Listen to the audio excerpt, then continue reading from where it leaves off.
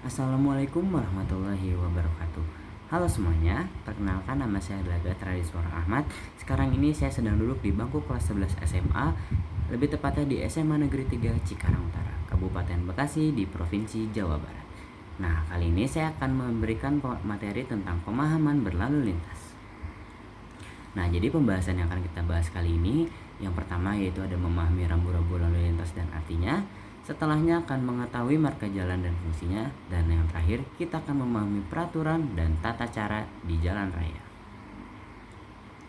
Nah, sebelum kita ke materi inti, kita harus tahu dulu nih teman-teman, pengertian rambu lalu lintas itu apa sih? Nah, rambu lalu lintas itu secara umum adalah bagian dari perlengkapan jalan yang memuat lambang, huruf, angka, kalimat, dan atau perpaduan diantaranya yang digunakan untuk memberikan peringatan, larangan, perintah, dan petunjuk bagi pemakai jalan.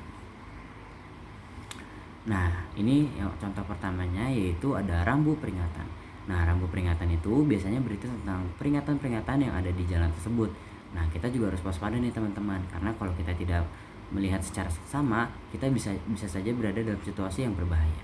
Contoh-contohnya yaitu ada peringatan tikungan ke kiri, peringatan tikungan ke kanan, peringatan tikungan tajam ke kiri, peringatan tikungan tajam ke kanan, dan masih banyak yang lainnya nih teman-teman. Nah, untuk selanjutnya yaitu adalah rambu larangan yang biasa berisi tentang larangan-larangan yang tidak boleh kita lakukan selama ada di jalan teman-teman.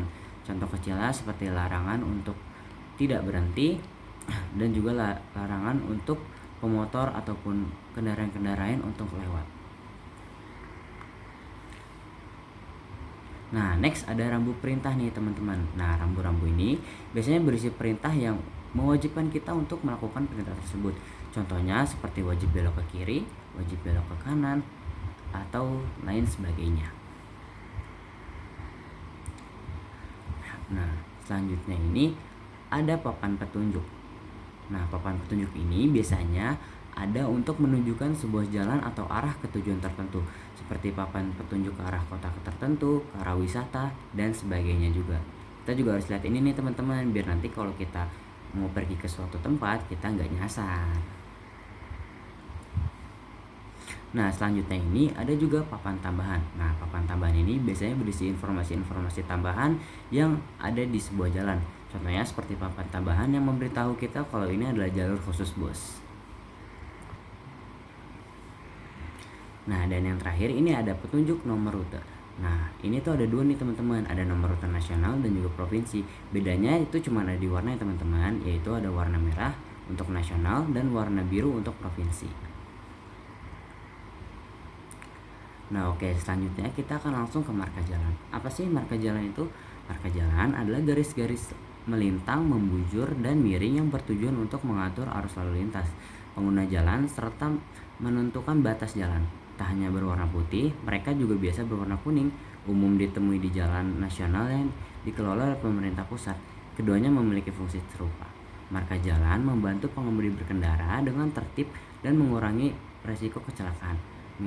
Mengingat pematuhan terhadap marka dan peraturan lalu lintas sangatlah penting. Nah, ada 4 jenis marka jalan yang umum kita temui nih teman-teman. Yang pertama itu adalah marka jalan putus-putus. Itu artinya kita bisa menyalip kendaraan yang ada di depan kita. Nah, yang kedua itu ada marka garis utuh. Nah, kalau ini tuh tandanya kita tidak boleh menyalip teman-teman. Lalu yang ketiga ada marka jalan ganda, utuh, dan putus-putus. Nah, ini artinya jika kita berada di arah marka jalan yang putus-putus, maka kita boleh berpindah jalur. Tapi jika sebaliknya kita berada di marka jalan yang full atau garis penuh, maka kita tidak boleh berpindah jalur teman-teman.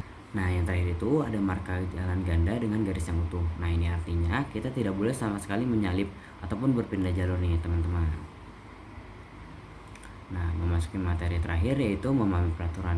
Nah, peraturan apa saja sih yang harus kita lakukan sebelum kita tuh turun ke jalan nih teman-teman? Yang pertama itu sudah jelas kita harus punya SIM. Lalu yang kedua itu kita harus membawa STNK teman-teman atau surat tanda nomor kendaraan. Terus selanjutnya kita juga harus mengikuti batas aturan yang ada nih teman-teman. Nah, selanjutnya kita juga harus mengikuti batas kecepatannya. Nah, selanjutnya itu wajib menggunakan sabuk pengaman untuk yang berkendara di mobil. Lalu juga pemudi tidak diperbolehkan menggunakan HP saat berkendara nih teman-teman, karena hal itu bisa menyebabkan sebuah kecelakaan. Terus juga pengemudi itu harus wajib menyalakan lampu isyarat seperti lampu sen dan yang lain-lainnya. Dan yang terakhir dan yang paling penting juga, pengemudi itu dilarang melawan arus ya teman-teman. Nah baiklah, sekian saja presentasi kayak saya kali ini.